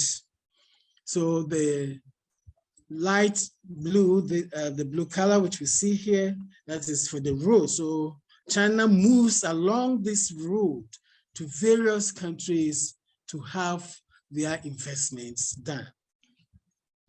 And then the violet color gives the belt, okay? So where China moves through the land, okay, to go to various areas to do their transactions. And this is something that they have planned, they have done that, and then we'll see the effects of it now. So that's the scheme of China. And another thing is that China's strategic aim is to create a cohesive economic arena. Now, this is through improved infrastructure that is paid for by different national governments using money borrowed from China. And this enables China to develop trade links and greater economic influence along the routes. And then increased political cooperation and cultural exchanges are helping China to increase its global soft power. So we say in the two pictures here, the top one, the finance minister in a handshake with the Chinese ambassador when they had signed an MOU, giving grants to Ghana to, carry up some of our projects which we need. And down here is also the exchange cooperation which China has with Ghana. So we have Ghanaians going to China to be trained in various areas. And as a matter of fact, we also have a lot of Ghanaians studying in China, doing both undergraduate and postgraduate studies. So China's investments in Ghana, they include goods and services. And Sombo talked about some of these as things that China is doing with Africa. So in Ghana, specifically, we have machinery, equipments, fabrics, and so on, when it comes to services, education, which I've mentioned. And I will give some few examples of investments that China has done in Ghana. So when it comes to the energy sector, I have here some 4 examples which I have to share. And these are some renewable energy projects China has with Ghana. So the first one, BXC company, and this is a 2 megawatt, solar power that it's, done for Ghana, and this is located in Winneba. The second one is China Geoengineering, and that is a 100 kilowatt solar power irrigation. And that was done in 2017. The first one was done in 2015. And in 2018, Maya Energy Technology Limited, also a 20 megawatt solar power farm built in 2018, also in Winneba. And there's also this huge 50 megawatts Sino Hydro Ghana Limited, solar hybrid power plant that is yet to start. So we would have the construction and all of that in the next few months or years to come, and we'll have that at the Buddha. Preparatory stages are ongoing. And when this is done, so we see on the left-hand side, the middle here, that is the Bui Power Dam. So China supported that. And with all of this support, then we are meeting the target of the Sustainable Development Goals 1, 3, and 7. Okay, so 1, that is lifting communities out of poverty with provision of basic energy services. Okay. So for each of the things or the projects that China is doing in Ghana, we have its associated Sustainable Development Goals. Now, these are the pictures of the Maya Energy 20 megawatt solar power that is found in Winneba. This is the bottom one. And then the BXC 20 megawatt solar project also in Winneba, that's the top one. Again, here we see the investment of China in terms of education. Now, China has funded $130 million construction for project to upgrade training facilities and equipment at 15 Ghanaian technical universities. And we see pictures of these. So the top here, we see a building that has been done. And then we see the inside, the equipment that are there for the students. So these are technical universities, and we need equipment that students will engage their hands in. So this is something that has come at the right time. It's very good for the country. So we see a vehicle assembly point. This is in Kumasi Technical University. So all of these things are there, and it makes teaching and learning very good. So this also, in terms of the Sustainable Development Goals, it meets 4, 8, and 9. So 4, that is potential to increase access to and improve attainment of energy, of education. And 9, 8, to remove barriers to lower youth, not in education or training. And when you have all of these access, it gives opportunity for students to go into school. And here we also see another project, which is road infrastructure that China is doing in Ghana. And here, this is also a 10 billion memorandum of understanding that China has, signed with Ghana. And, this is to develop the bauxite industry. This is one of the key areas that is bringing some controversies, because the bauxite is found in a forested area. And if we are going to do that, then it means we're going to destroy our forest. But we see the beautiful roads that are also built with the funds. Already they have released $649 million. This is what is being used to build major roads, as well as also inner roads of Ghana. And the other area is also in water. China has also given Ghana $20 million to put up 1,000 boreholes to serve 500,000 people in all of the regions of Ghana. Right, so these are the projects or investments that China has done in Ghana. But of course, let's see if we have some positives and negatives with this kind of engagements. So we look at the positive and negative impacts of these investments.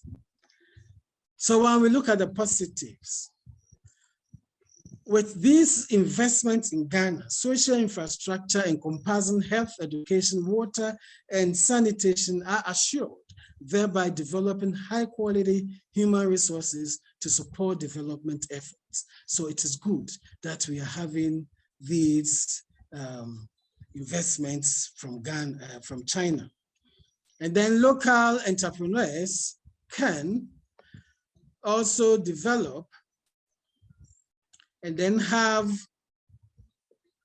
a capacity for participating in Chinese production, sharing networks, and partners with the Chinese.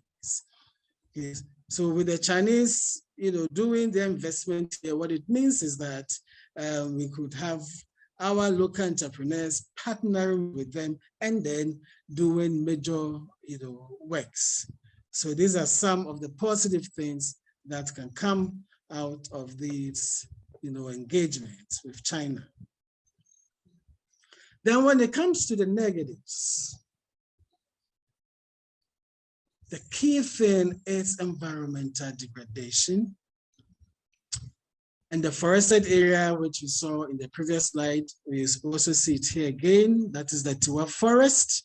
This is where the bauxite is. So this is where they will go, and then we will take out the bauxite, and definitely this is going to degrade the forested area. The next picture which we see here, this is also another forested area which has been devastated through the works of illegal small-scale mining, galamsey. Okay. So this is a forest, but look at it, it's now like a desert. And apart from turning a forest area into a desert, the next picture which you see here is also destroying the river bodies. So the whole river is destroyed. In the next picture which we see following this, we see the Chinese sitting down there with guns in front of them. So these are Chinese migrants in Ghana here doing the illegal gold small-scale mining, which we call galamsey, and they are armed in doing that work. And somebody did mention that some of the things that happen in Africa, the negatives of that. So when we have the bauxite, for instance,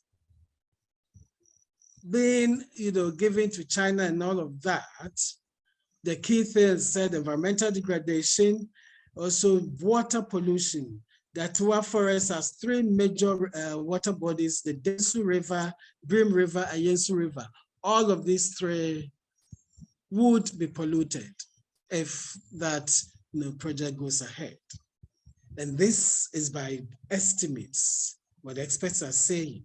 Water Resources Commission of Ghana has expressed concern about this. And then the US Forest Services has also done a similar impact assessment and are saying that this project will have a potential significant and permanent impact on the forest. Now, another area of concern is crime and violence. Of course, with the guns that they have, that they are trying to protect themselves, is not only in terms of protecting themselves, they also use it, and then it ends up in crime and violence. Another harmful effect is also displacement effects in domestic markets by cheaper Chinese products. Okay. There is a dilemma. You have so many of the cheap products from China, which are competing with probably your expensive materials or items produced in Ghana. So, of course, you don't have money and they want to buy the cheaper ones. That makes sense. But of course, then you are putting people also out of employment. And that is a dilemma. Because the moment we are buying all of those things, we are killing the Ghanaian local industries as well. And here are some of the things that China, collaborates with Ghana on, and then our university is involved. Okay, so here we have solar home systems, solar street lights that we distribute to areas that we call island areas. These are areas that are off-grid. In the near future, Ghana doesn't have plans of letting them be connected to the electricity grid. So these items are sent there so that the people can also have light and they can also have some enjoyment as well.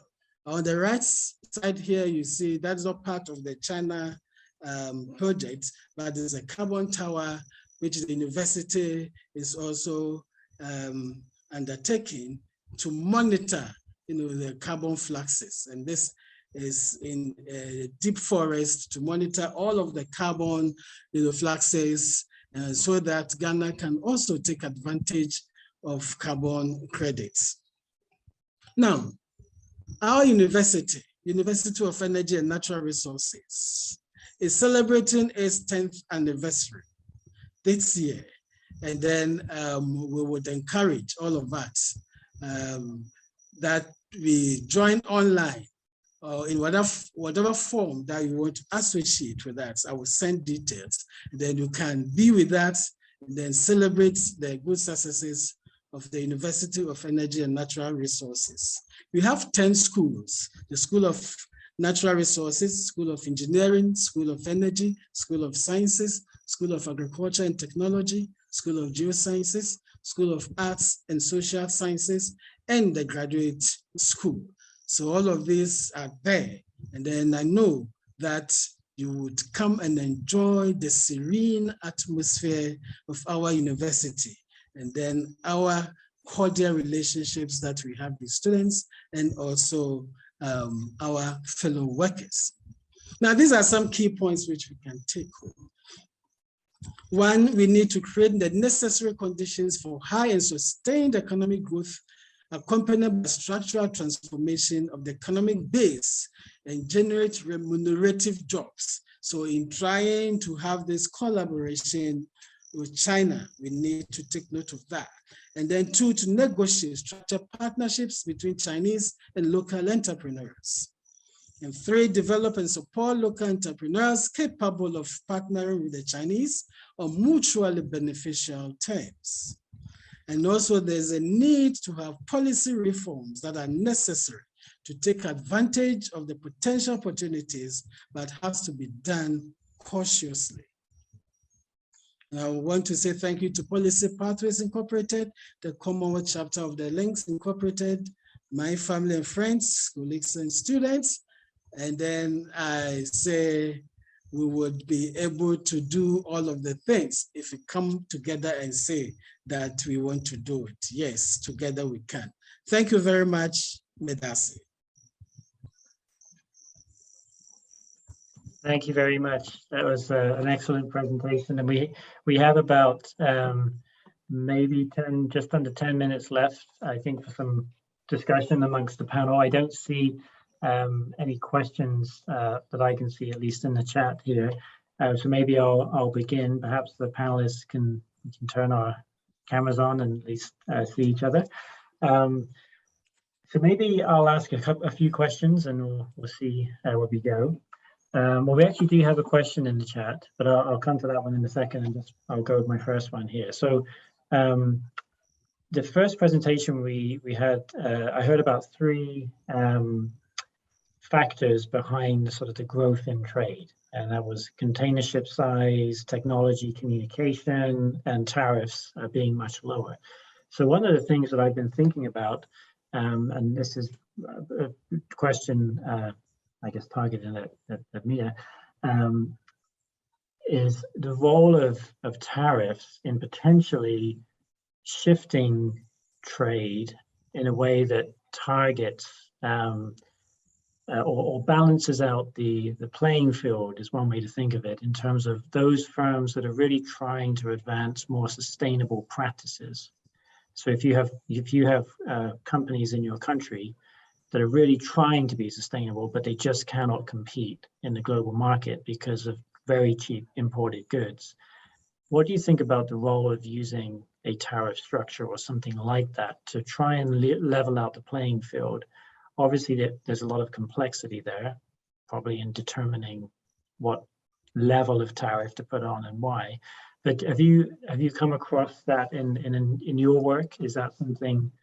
We've had a lot of tariffs come on for different purposes, but I'm thinking more in the sort of SDG realm. Right. So that's a great question. The example that I gave of these turtle excluding devices that had to be on shrimp trawlers, in a sense, in this context, it didn't make any sense because a lot of the shrimp off the coast of Central America were being fished in waters that didn't have sea turtles.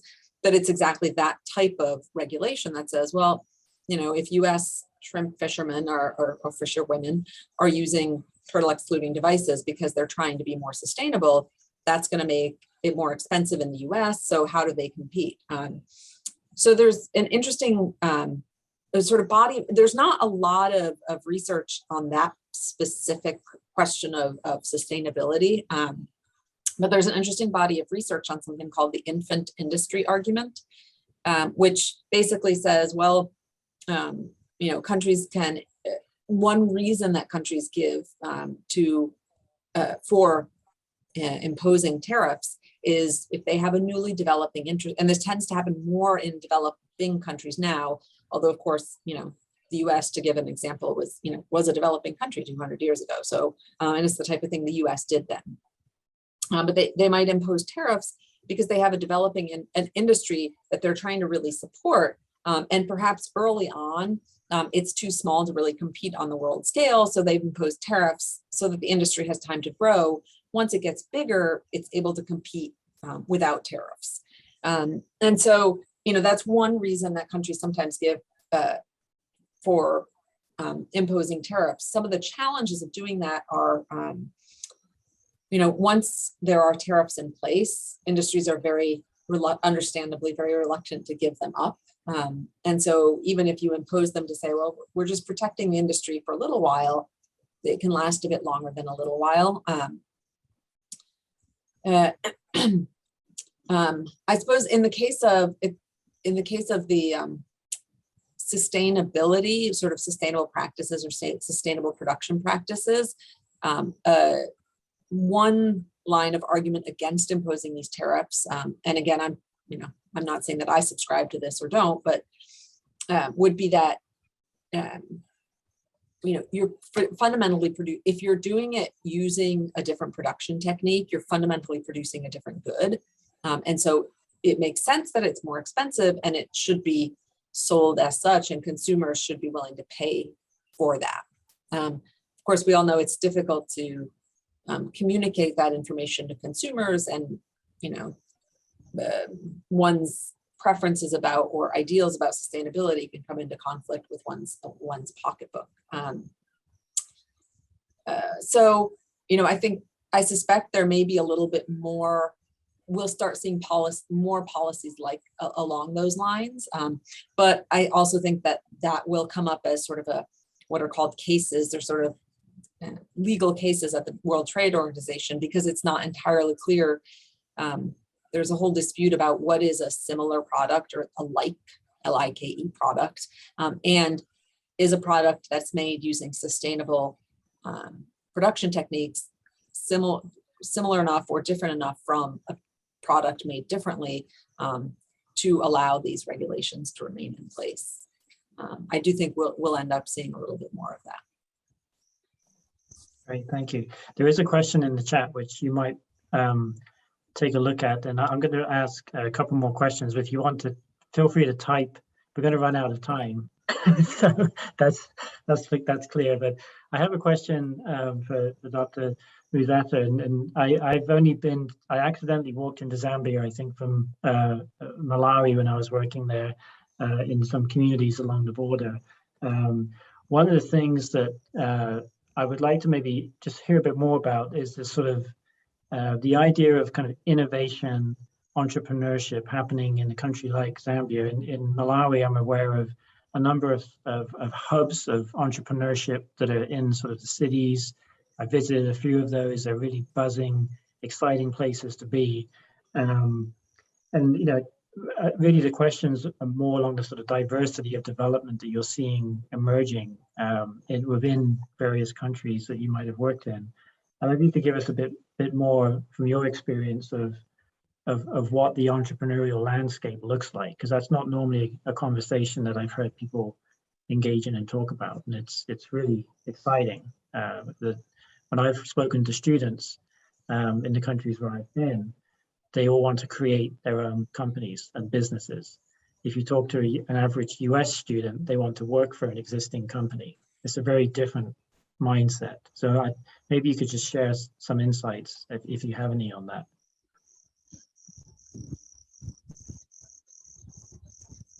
Excellent. Yeah, so on entrepreneurship and entrepreneurial development, that's really interesting and exciting, Ralph, that you asked that.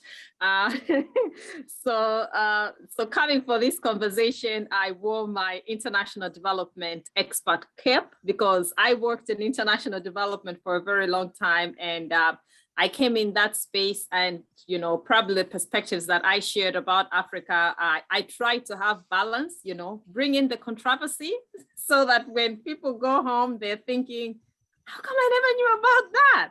You know, that map, you know, and that's what China is doing. And then, oh, China is doing really great. So balance. You know, balance is what we need to aim for all the time. So I wore my international development cap, and now let me wear the identity that I have most of the time these days, because after having worked in international development for a long time, working around aid and knowing and understanding that aid can only do so much, what really makes a difference is entrepreneurship. Entrepreneurship gives us trade, and trade gives us the power. And trade gives us the power and ability to change our lives, to have a conversation where we come to the table as equal partners truly, you know, and not as begging, you know. So in terms of entrepreneurship, just to quickly mention, my dissertation actually focuses on entrepreneurship. I study and understand how individuals develop entrepreneurial mindset, and really looking at the role of entrepreneurship training. Does it make a difference? Does it help individuals to be able to identify opportunities, to take risks, you know? So those are some of the things that I study and understand. Looking at Zambia, I think we've had a lot that's been going on in the landscape over the last few years. Actually, what has been happening over the last few years, I think we've seen from the World Bank reports, Sub-Saharan Africa region has been the region that has had the most entrepreneurial you know, activities taking place. I just wrote a paper that was published not long ago, focusing on Sub-Saharan African women motivations for entrepreneurship. So we've seen an increase in the number of women taking up entrepreneurial jobs. And it's not that they're taking up those jobs so that they can just basically escape poverty, or that's the last option that they have, as we have been made to believe from the literature that has existed for a long time. People are identifying opportunities. I have a number of people that I talked to in my study who gave up jobs working in the bank, for example, working for large international development organizations as finance directors, deciding to become entrepreneurs because that's where the money is. You know, that's where they're able to see that they can make a difference in other people's lives, but in their own lives as well. So we have seen increasingly a large number of individuals taking up entrepreneurship, but I think what still can be improved on is the government support around ensuring that policies really aim at, helping individuals to be able to reach the different areas of the country for a start, because you need to increase your sales for you to have a huge bottom line. So it's ensuring that there's right kind of policies that ensure that individuals are able to, operate in different sectors within the country, but then also that the infrastructure is developed. And we cannot talk about infrastructure development anywhere in the world if we don't talk about public debt. So whether we like it or not, all these issues are intertwined you know, the public data aspect, which is the international development space, and the entrepreneurial aspect, which is the business, and all, they are all intertwined. So, so we have been seeing increasingly, even in Zambia, lots of investment in innovation, and lots of goodwill, you know, amongst the citizens to ensure that most of these innovations are actually taken on. I have very good colleagues of mine. So we have tech hubs all across Africa. You know, you have tech hubs. You've talked about Malawi. Ghana has a number of tech hubs. In Zambia, we have tech hubs, and my colleagues at Bongo Hive, which is one of the first few tech hubs which was opened in Sub-Saharan Africa, are doing a tremendous job in ensuring that they train young people to be entrepreneurs. So they have people that are just coming out of college and university, going through the entrepreneurial training programs. And most of these programs are actually being supported by aid. So international development is really helping you know, individuals to bring out their innovation by supporting institutions that are established and you know, structured programs. So it's Bongo Hive. It's also an organization is specifically for women, helping women entrepreneurs to be successful. And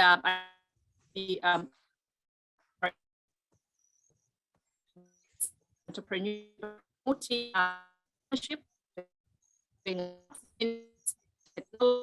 having conversations, and just creating spaces so that you know, individuals can come up and take the entrepreneurship so that trade can be promoted. I hope I've addressed your question adequately. Very adequately. Thank you so much. Now, I know we are at time, so I just wanted to check with Dr. Lucas as to what protocol should be here. Yes, I have informed our capstone site representatives that we are running a little late, but I would like to maybe hear from Dr. Derkyi, and then Dr. Hall, if you have some summary remarks, that would be great. I have one, I guess I have a question for Dr. Derkyi, and it sort of relates to the infrastructure push that you're seeing. You know, one of the things that I've experienced is there tends to be an investment energy around traditional sort of infrastructure projects. And the work I've looked at is in India on the smart city initiatives, where they're trying to build smart cities there. And what we're finding is it's really a lot of money invested in more traditional sort of engineering projects. So when you look at, I see a lot of solar going in to Ghana. I see a lot of boreholes going in sort of in the water projects. Have you sensed that there may be a shift in sort of the nexus investments, so agriculture and solar, so agrivoltaics is an emerging field in Europe and now increasingly in the US. And in terms of water, this idea of multiple use water instead of just single use in terms of boreholes for domestic supply, but really thinking about productive activities around water supply, and then beyond into the market, sort of being able to sell those small scale agricultural products. We've done some work in Kenya with blockchain technology on that. So I'm just curious as to, very briefly, I guess, have you heard of these type of things emerging in your country and opportunities for that? Yeah, thank you very much, Raf. Yes, indeed, we are having such things in Ghana here. So for instance, we have solar assisted irrigation. So it's not just the solar giving us the light, but we use it in agriculture.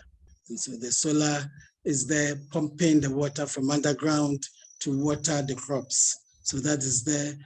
We are also developing precision agriculture, using artificial intelligence, combining all of that, where we will have a specific amount of water that each particular plant should have. So we don't just give water anyhow to all of the fields. So precision agriculture is also something that is ongoing. So we do not take the solar or the individual energies in isolation, but we do combinations in terms of the things which we have to do, in our country. And even in terms of the energy itself, we also combine the different types of the energies to have hybrid systems. So for instance, we have solar and then hydro hybrid system. We have solar biomass hybrid system. Yeah, so all of these are there. And also we get these and we apply them in industry. So in an industry where they are not having enough of electricity, or the electricity is not frequent for them. Okay, the renewable energy supports them to do the products which they are doing in the factory. So it is not only maybe using it for lightning system, and that we apply them in industry so that the industrial area also booms. Right. Thank you very much. Thank you. Well, I guess I'll try and bring this to a close. Hopefully the students have a sense of the wealth of interesting questions that come from these types of conversations. And, what I'm taking away is the need for understanding the data, right? What is the flow of trade between nations? How does that look in terms of neighboring countries? What is being traded? Understanding, what types of materials are being traded? Are they being processed and then traded back? What does that mean for sort of balance of trade? And there's really interesting questions relating to sort of the regulatory legal environments. I've heard that theme today. I've often heard people talk about foreign direct investment being a sort of a badge that indicates that countries are open for business, that the private sector has done their due diligence and have actually said, we're willing to invest in this country because it's got a stable legal administrative system in place and is ready for receiving our funds, and the risk is lower. So there's so many really interesting questions that you can explore in this space. But also paying attention to the sort of snake story and analogy as well. What can go wrong in this environment? And that's sort of where I spend most of my time thinking about sustainable development. You saw the pictures from Ghana. You know that there's another side to trade and another side to development that's also really important to understand. And I think that one of the last things I'll say is ownership. My presentation was all about the slow collapse of wage income globally. That's what I personally am beginning to see, is that the GDP going to people via wages is a mechanism that's beginning to fail. And this is why there's such an interest in ideas such as universal basic income, providing that foundational floor so people can afford basic goods and services. And this is why I got interested in ideas such as capital ownership models. How can you completely rethink the ownership of the economy in very radically different ways? I mean, there's a frontier out there of rethinking how we're living on this planet, which students have the freedom to go and explore. We do things from a legacy perspective, but I think we can also really rethink what we're doing in terms of how we live on this planet and how we have our income and how we gain access to basic goods and services. So there's a lot to do. And I think that's all I'll say at this point. And hopefully the students will have, it sounds like 2 more weeks of. Yes, what a wonderful way to start off the Summer Academy online. Thank you. And thank you, Dr. Lenesque, for replying to the question that was in the chat. We have just experienced what is equivalent to an international forum at a conference, at the highest level of academia. And the students, let's give our panelists a round of applause, standing ovation. We thank you for your time. Thank you for zooming in from all over the world. And it was just outstanding. We have been enlightened, informed by your presentations. And I would just like to make sure that the students have your contact information. I know we have several students who have indicated an interest in international affairs. So I know that they will want to reach out to you. Okay, and we are just eternally grateful for your time and for helping to make our first day a tremendous success. Thank you and have a blessed afternoon and evening. Thank you very much. Thank you. It was a real Melanie. pleasure. Thank you. Thank you. Right. All right.